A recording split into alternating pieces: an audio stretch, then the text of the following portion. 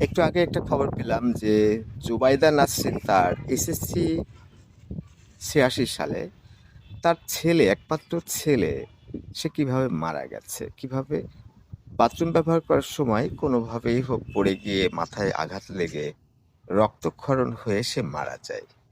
এই ছবিতে দেখছেন যে মা তার ছেলেকে জড়িয়ে ধরে আছে, এই ছেলেটাই মারা গেছে। আমার এখানে বিশেষ একটা বলার আছে, আসলে তো জন্ম মৃত্যু এগুলো অনেক জটিল, এগুলো যেটা হবার তাই হবে, কিন্তু বরাবরই আমি বলে থাকি যে প্রতিটা বাথরুমে একটা দুর্ঘটনা থাকেই। সবাই ভাবে যে আজকে হলো না, কালকে হলো না, ১ বছরে হলো না, ১০ বছরে হলো না, ২০ বছরে দুর্ঘটনা হলো না।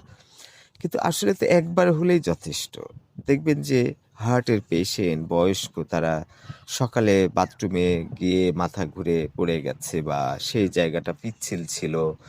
ভালো উম যে হ্যান্ডেল, সেই হ্যান্ডেলটা সাধারণত বাথরুমে থাকে না। কিছু, কিছু বাথরুম আবার অনেক উঁচু প্ল্যাটফর্ম করে। ওঠার সময়ে সে সুস্থ আছে, স্বাভাবিক আছে। সে উঠে টয়লেট সেরে আসছে। কিন্তু একটা বয়স্ক মানুষ হতে পারে, মাথা ঘুরে যেতে পারে, পিছলাই যেতে পারে। তাহলে একটা সিকিউরিটি হিসাবে একটা হ্যান্ডেল বা হাতল থাকা দরকার। তো বাথরুমে সবথেকে বেশি আমি যে সমস্যাটা দেখি সেটা হলো যে হাতল থাকে না। এবং অনেক ভালো, ভালো ছেলে-মেয়ে, আমার নিজেরই খুব কাছের মানুষ, তার কিন্তু একটা অ্যাবরশন হয়ে যায়। কেন? ওই বাথরুমে পরিষ্কার করতে যেয়ে পিছলিয়ে পড়ে যায়। তাহলে বাথরুমে দুর্ঘটনা ঘটে না এমন বাথরুম পাওয়া যাবে না। তো হতেই পারে। তাহলে গুরুত্বপূর্ণ যেটা, চারিদিকে হাতল থাকতে হবে। হাতল থাকলে ধরে যেতে পারে, আর একটু পিছলালেও যাতে ঝটপট সে হাতলটা ধরতে পারে। আর পরিষ্কার পরিচ্ছন্নতা তো আছেই। তে পরিষ্কার তো আপনি সারা জিন্দেগি সবসময় পারছেন না। কখনো অসুস্থ থাকছেন, কখনো বমি হচ্ছে, কখনো পাতলা পায়খানা হচ্ছে, হাজার কারণে আপনি দৌড়ে যেতে পারেন।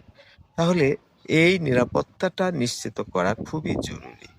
আমি খুবই মর্মাহত যে এই যে জুবাইদা নাসরিন, যার এসএসসির সময় হচ্ছে ৮৬, তারই একমাত্র ছেলে, সে সাধারণ একটা বাথরুমে ব্যবহার করতে গিয়ে বেকায়দায় মাথায় বা কিছু একটা হয়ে রক্তক্ষরণ হয়ে সে মারা গেছে।